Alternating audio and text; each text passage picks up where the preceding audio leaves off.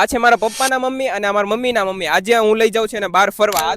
આ બાર 70 વર્ષ. ના તો 60 60 વર્ષના અને મારા બા છે 95 યર્સના. તો લેટ્સ ગો લેટ ગો બોલો લેટ્સ ગો.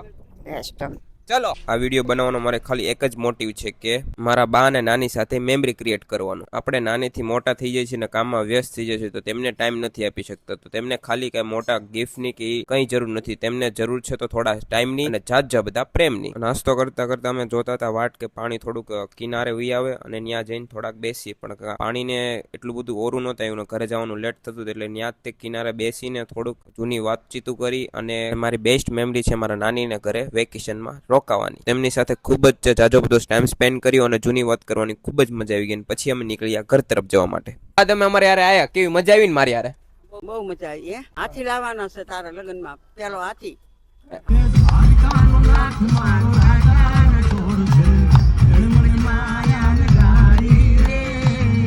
અહીં સુધી વિડીયો જોવા માટે thank you for watching. Bye. થાકી ગયા ને?